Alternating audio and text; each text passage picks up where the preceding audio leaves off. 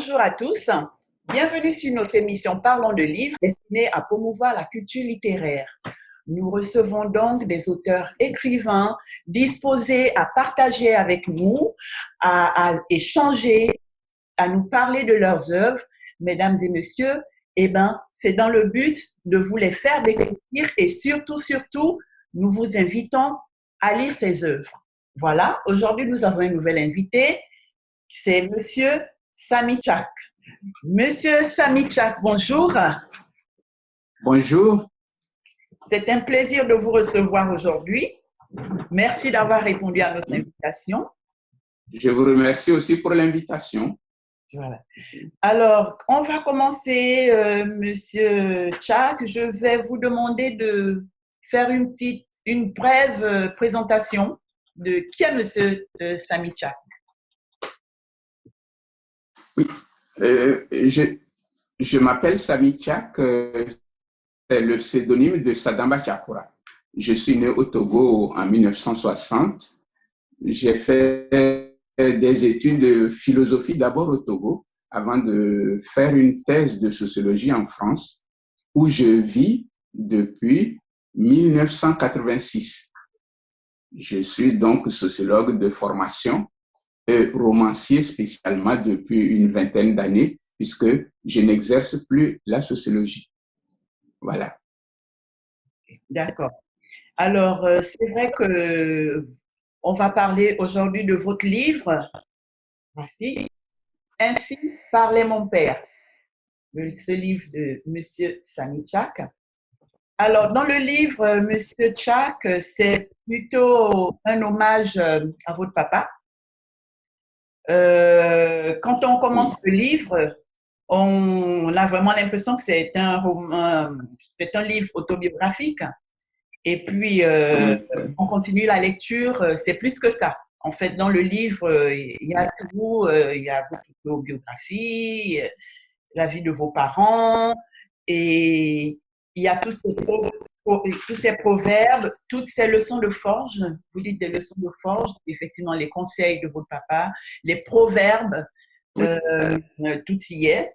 Et de votre nom de naissance, Monsieur Sadamba, Aboubakar Sadamba Tchakura.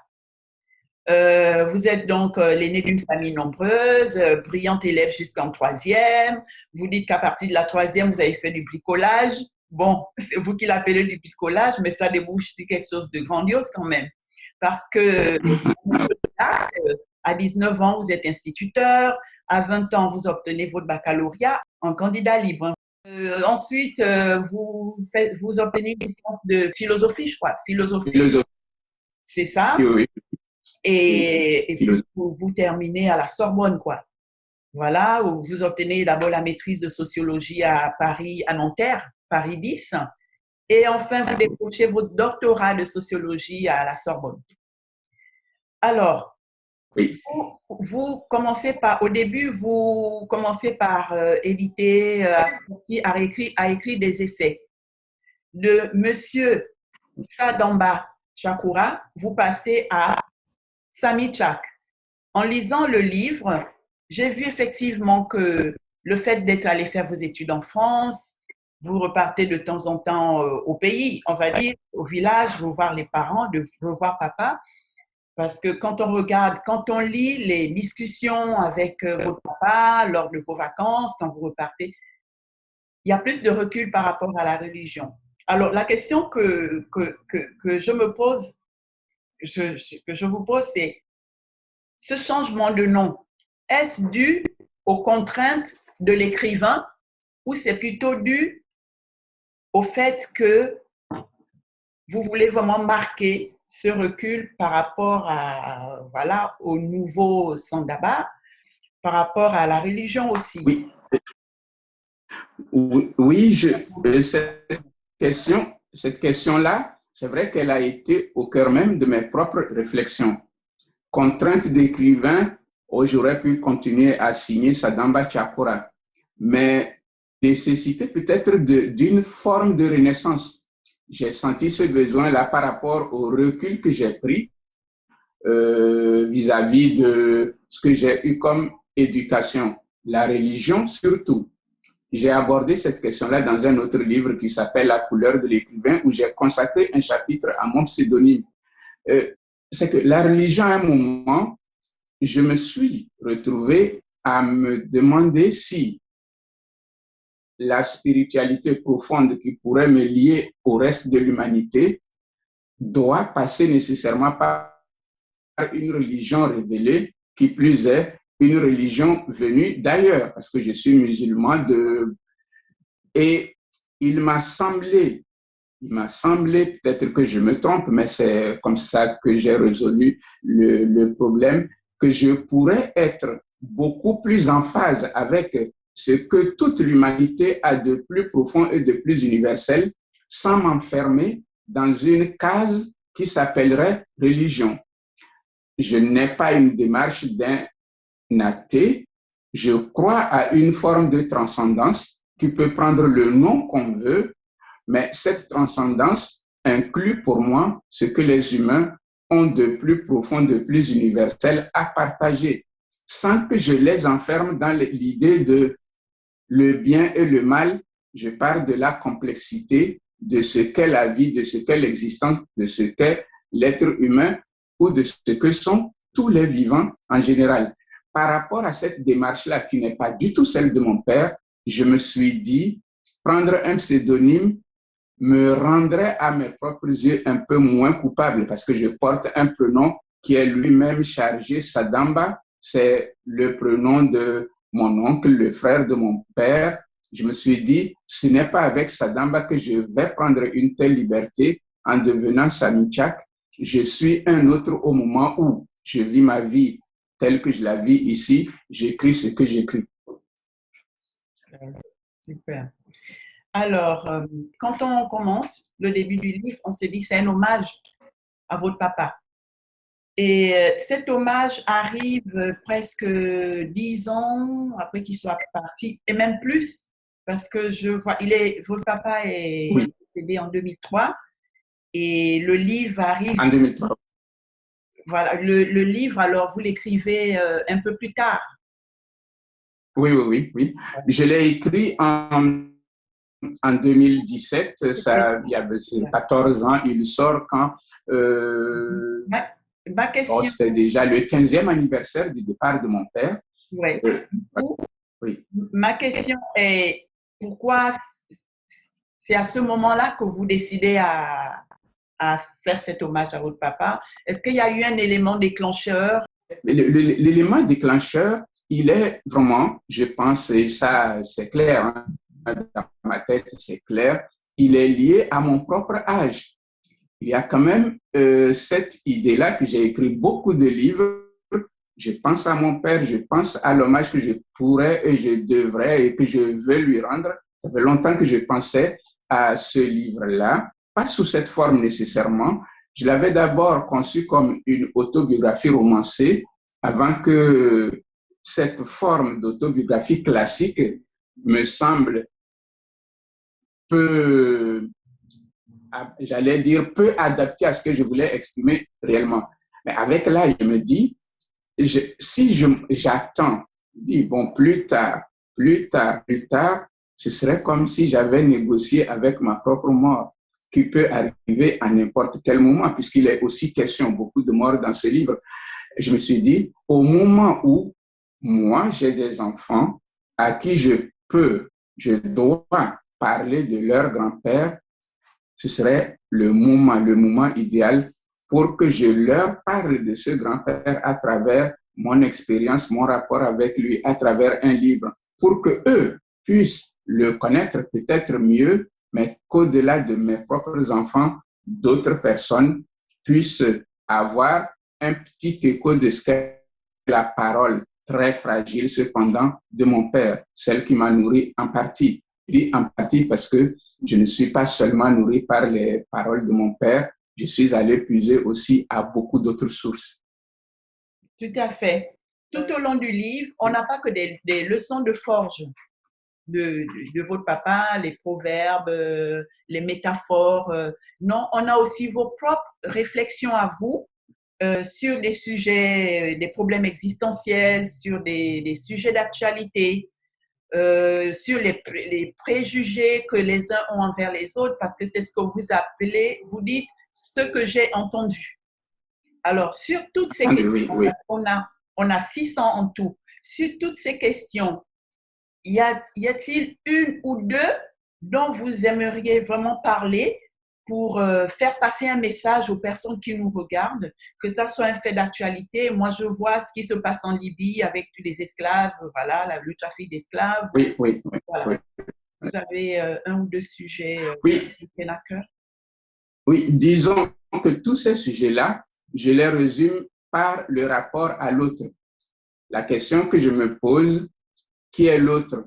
L'autre, dans toutes ses diversités, c'est, je pars de l'idée qu'il n'est pas moi. Donc, je le regarde avec une certaine objectivité, je le juge. Mais, à un moment de la réflexion, je me rends compte que l'autre même, très différent de moi, quel que soit le plan sur lequel je me situe, moralement ou sur n'importe quel plan, très différent de moi, est aussi moi. Je le porte en moi. Il me serait difficile de penser l'autre si je n'arrive pas à sentir qu'il est moi. À partir de ce moment-là, j'ai, par exemple, donné une certaine importance à ce qu'on entend, à ce que j'entends et au sens que je donne à ce que j'entends. Je ne l'ai pas développé nécessairement dans le livre, je me contente de j'ai entendu que. Ces messages entendus recoupent une certaine actualité. Mais au-delà de cette actualité, ce que j'entends me rappelle, c'est que ces paroles-là, d'une manière ou d'une autre, on peut les entendre sous tous les cieux.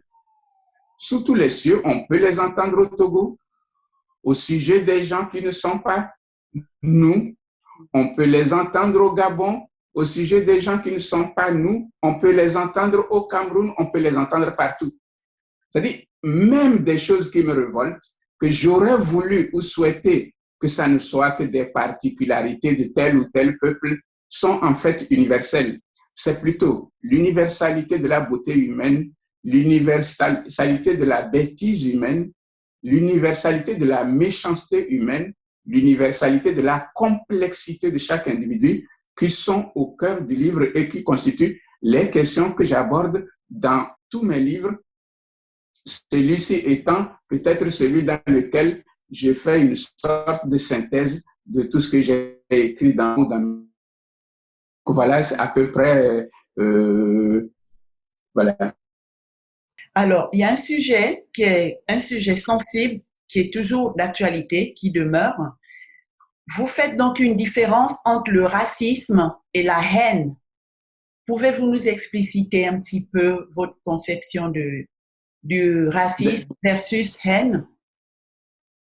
Oui, et ça, je sais que cette pensée-là a choqué pas mal de personnes, surtout quand elles se croient indexées, quand elles se croient mises en accusation. Parce que je me souviens, lors d'une émission radio, le présentateur me dit ce que vous dites est choquant parce que vous laissez entendre que chez vous, par exemple, il n'y a pas de racisme. Or, le racisme est un phénomène universel.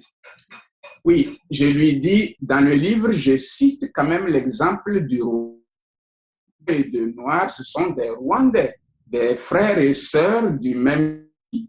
Ils ont abouti au génocide.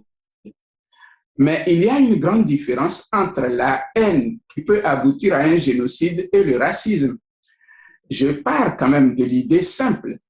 Le racisme est né de la capacité que certains peuples ont eu de penser les autres comme ontologiquement inférieurs. Ils ont agi à leur égard avec l'idée qu'ils sont inférieurs. À partir de ce moment-là, le racisme découle du racialisme.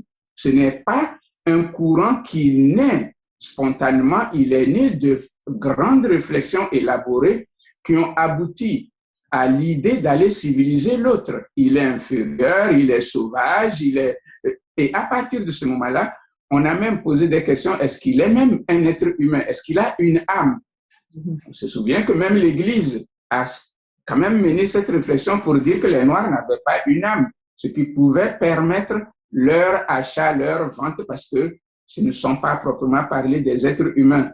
Donc, le racisme vient quand même d'une réflexion vraiment menée par des philosophes sur plusieurs siècles. Des livres sont là qui montrent que il y a une pensée jusqu'au Gobineau.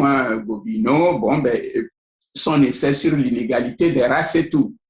À partir de ce moment-là, les gens agissent avec l'idée que nous sommes la référence, les autres sont inférieurs, nous avons des attitudes à la fois peut-être de maîtres du monde, les civiliser, leur permettre d'arriver à un certain niveau de l'être humain, c'est-à-dire s'approcher un tout petit peu de ce que pourrait être une barre acceptable, être un peu plus proche de nous comme être humain. À partir de là, des attitudes se sont créées et ont été transmises même implicitement de génération en génération. Je parle de l'idée, par exemple, qu'un petit blanc, qui n'a vraiment rien d'un raciste, de bonne foi, qui pourrait se retrouver dans mon pays, à un moment, n'oublierait pas qu'il est un petit blanc. Et que peut-être certaines attitudes pourraient être observées chez lui sans qu'il s'en rende compte. Quelque part, il est héritier d'une pensée racialiste qui a abouti au remodelage du monde. Mais quand un noir dit « je déteste les blancs », c'est-à-dire « je hais les blancs », cette pensée ne vient pas de réflexions de noirs élaborées qui ont dit « les blancs sont inférieurs ». Donc, quand on confond la haine avec le racisme, on aboutit à quelque chose de paradoxal. C'est-à-dire, on entend dire le racisme entre les Noirs. Mais ça n'a aucun sens. Parce que si on parle de haine liée à la race, ce qui n'existe d'ailleurs pas scientifiquement, la race, mais utilisons ce mot parce qu'il est encore utilisé. Si on parle de haine de quelqu'un par rapport à la race, les Noirs, ils sont de la même race, ils ne peuvent quand même pas avoir de racisme, mais il peut y avoir entre eux des haines qui peuvent être meurtrières, comme un Noir peut haïr un Blanc. Merci pour cette explication. Je crois que c'est clair. Je vais revenir à ce qui se passe en Libye, parce que vous le rencontrez. Dans ce cas, tous ces jeunes qui se retrouvent piégés dans le désert libyen par des milices, beaucoup pensent que c'est du racisme. Qu'en pensez-vous?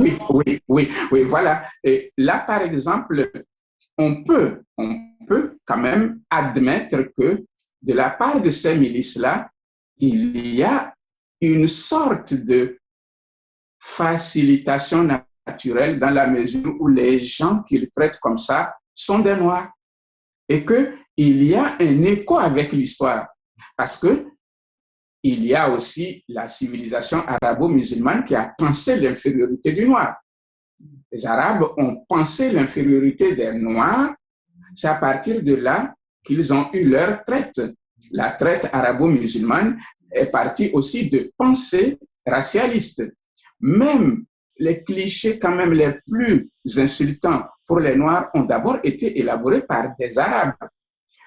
La notion de notre infériorité était telle que quand ils achetaient des Arabes et des Noirs, il y avait quand même l'idée de les castrer pour que on évite le mélange de... Mais en Libye, ce qui se passe, je pense qu'il y a un mélange de tout. Une opportunité qui se crée, un racisme aussi très fort, mais en amont, les gens ne se rendent pas compte que les premiers passeurs sont des Noirs qui savent exactement ce qui se passe. Là, c'est vrai qu'on n'a pas suffisamment dit ça.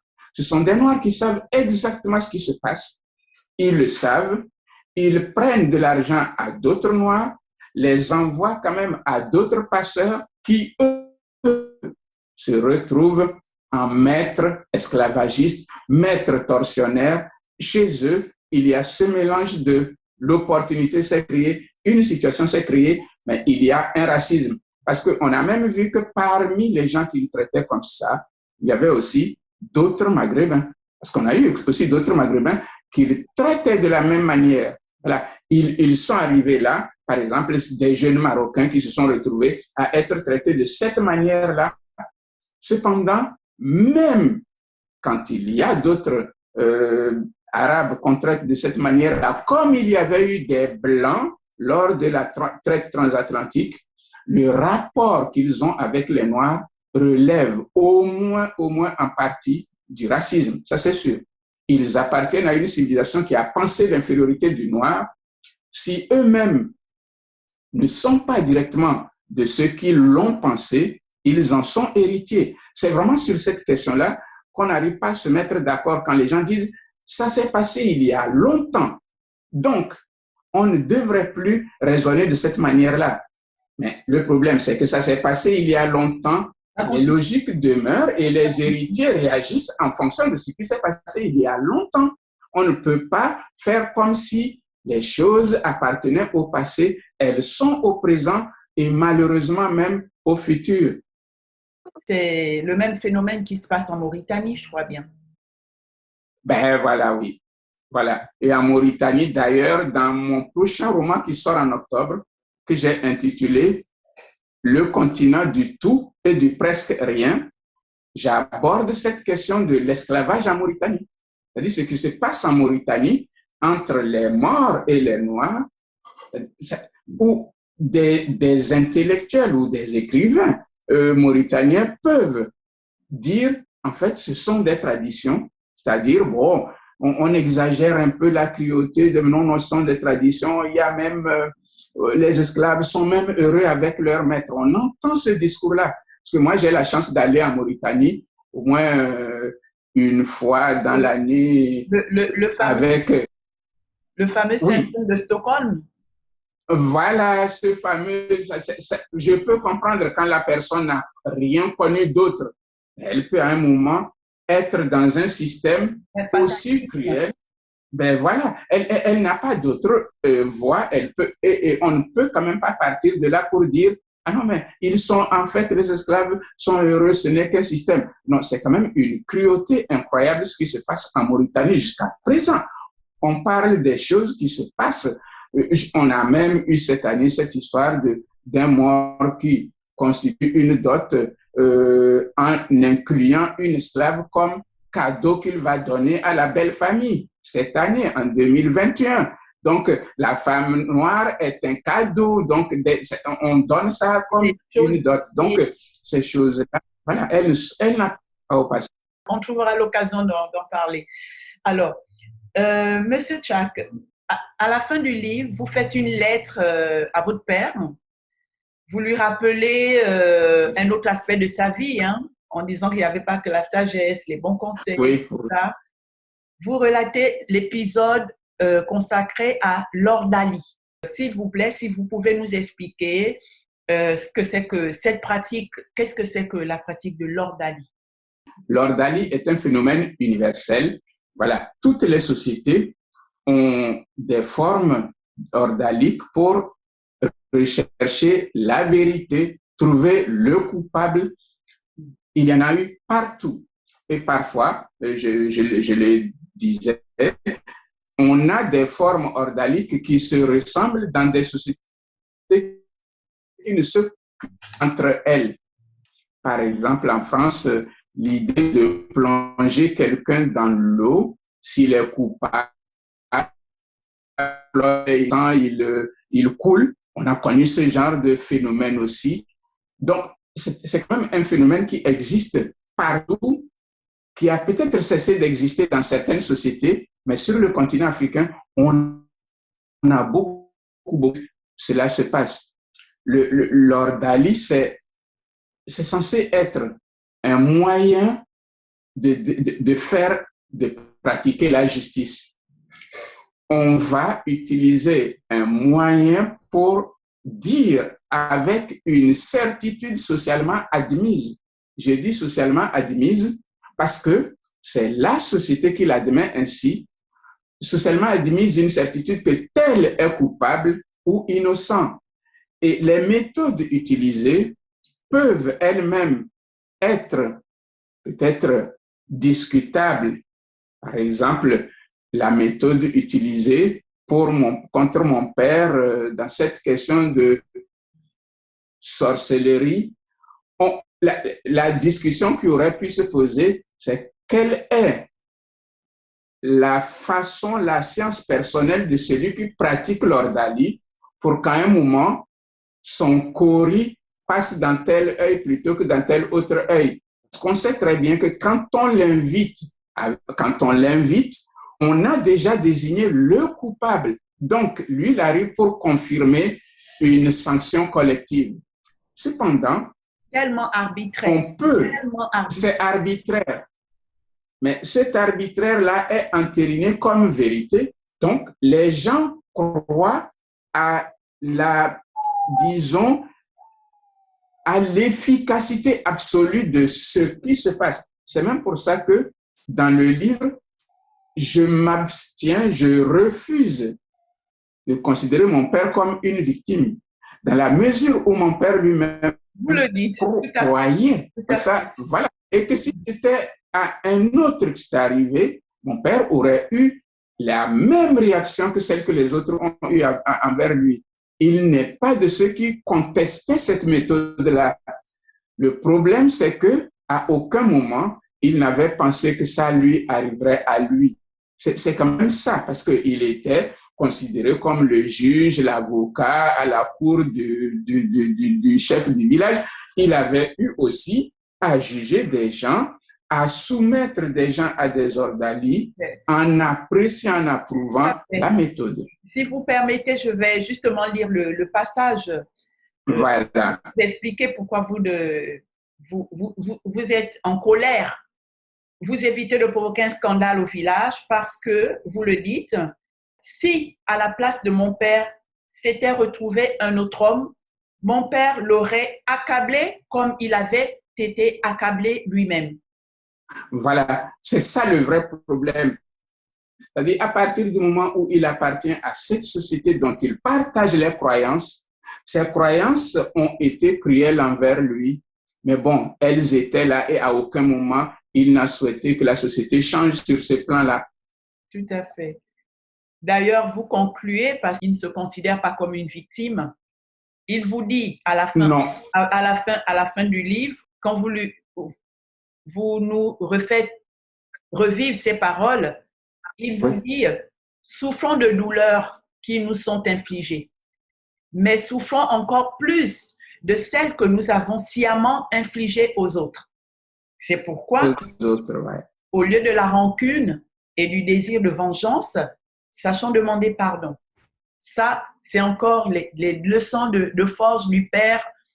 C'est pour ça que j'ai tenu quand même à restituer cette parole-là pour au moins montrer une chose qu'en vérité, les paroles essentielles sont simples et peuvent se retrouver et s'entendre dans n'importe quelle société. Les humains se ressemblent plus qu'on ne le croit. Au-delà de tout ce qui nous oppose, les humains se ressemblent et ont plus ou moins des formes de spiritualité qui se recoupent. Un grand merci d'abord au père Salifou Mecheri Chakura qui a forgé un grand homme comme vous.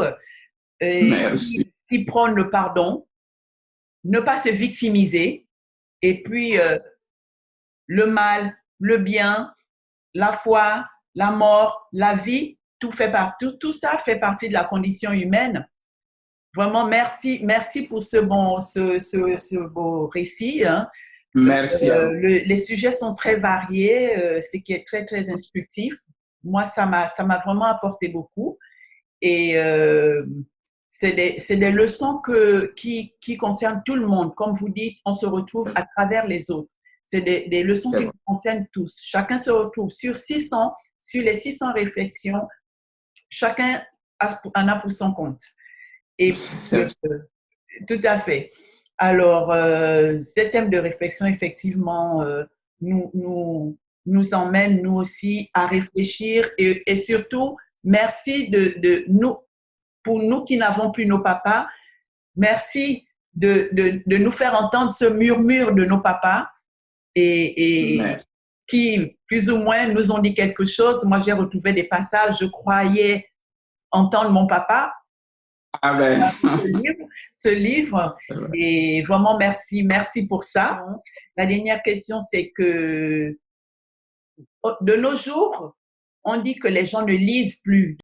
Quel conseil donneriez-vous à ces jeunes ou même à des adultes qui ne lisent plus, qui ne lisent pas, certains pas? Oui,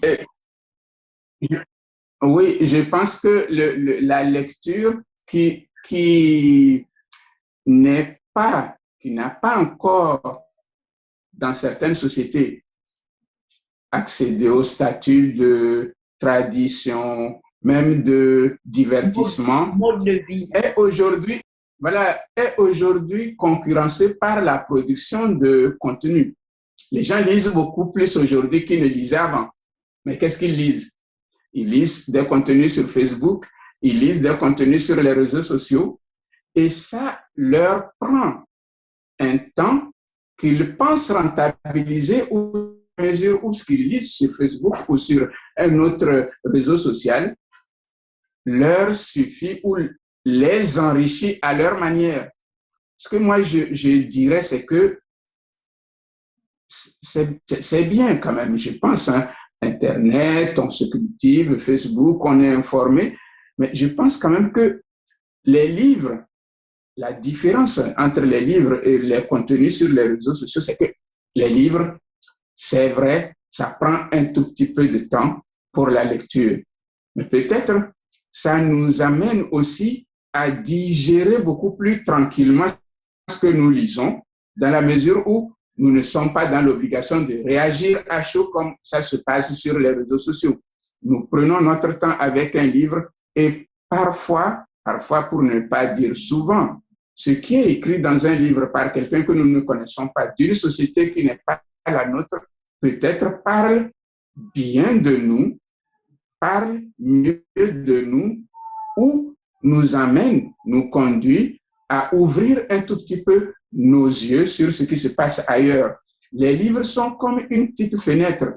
Lire, c'est à partir de chez soi, entrer dans le vaste monde, prendre connaissance des sociétés où on ne mettra peut-être jamais les pieds et revenir à cette idée que même là-bas, en fait, ce qui se passe, je le trouve chez moi, ce qui nous ramène à une forme de fraternité. Quand on lit beaucoup, je pense qu'on est plutôt préparé à l'idée que partout où on ira, on rencontrera des êtres humains qui nous ressemblent, au moins sur certains plans. Moi, les livres m'ont ouvert cet horizon-là avant même que je ne voyage, que je n'ai la chance de voyager un tout petit peu dans le monde. Les livres m'ont offert l'occasion de connaître un tout petit peu à ma manière la Russie, l'Amérique, le Japon, la Chine, c'est-à-dire des mondes où il y a une telle différence par rapport à ce que moi je connais chez moi, mais où en même temps, au-delà des différences, je vois des éléments invariables de la condition humaine. Le message est passé. Merci. Alors, Monsieur Samichak, vous sortez donc un livre très bientôt? Oui, un livre qui s'intitule Le continent du tout et du presque rien. Et dans ce livre-là, il sera quand même question aussi du rapport qui s'est établi entre ce qu'on appelle l'Occident, l'Europe et le continent africain, c'est-à-dire un rapport qui a engendré ce que certains peut-être ne comprennent pas, un lien inextricable, quel qu'il soit, qu'on se mette à se haïr, c'est-à-dire entre l'Europe et l'Afrique, l'Occident et l'Afrique, il s'est créé quand même un lien que rien ne pourra encore rompre un jour, parce que nous portons en nous un héritage occidental européen, et les Européens qui sont allés quand même sur ce continent portent en eux, même les plus racistes d'entre eux, portent en eux ce continent qu'ils ont aimé ou haï.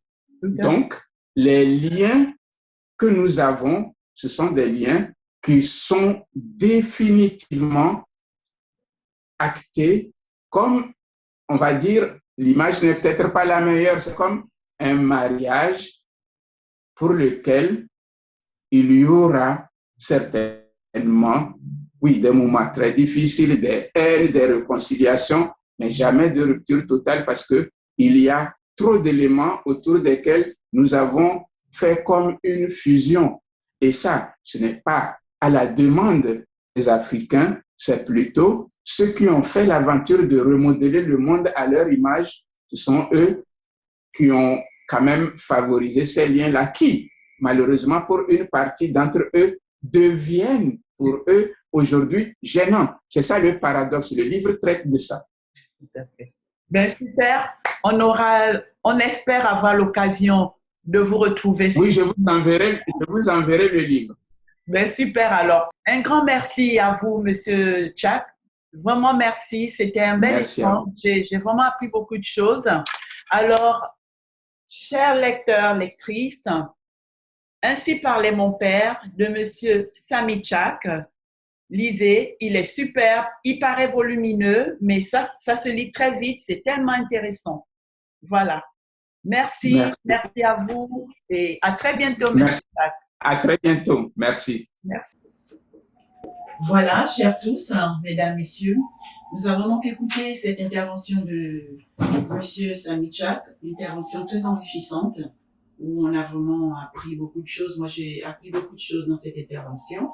Tout ce qu'on retient, c'est que les bonnes leçons de vie, de forme, nous parlent à tous. On se retrouve là-dedans. Il y a des messages, c'est des messages de quoi? Des messages de partage, des messages de pardon, des messages de tolérance. En gros, des messages d'amour.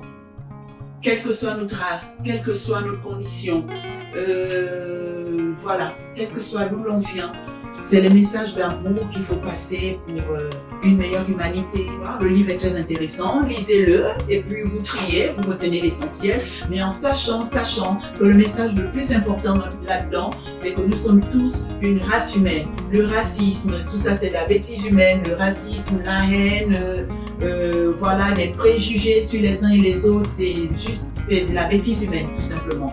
Dites-nous quelles sont vos expériences, beaucoup de vous se souviennent encore des paroles de vos parents, de vos pères, de votre mère, ou d'une personne qui a été vraiment la représentation, d'une personne qui a influencé votre vie en grandissant, que vous gardez encore les conseils de la personne. Voilà, laissez-nous vos commentaires, voilà, transmettez beaucoup d'amour autour de vous, et puis on vous aime tous très fort. À très bientôt.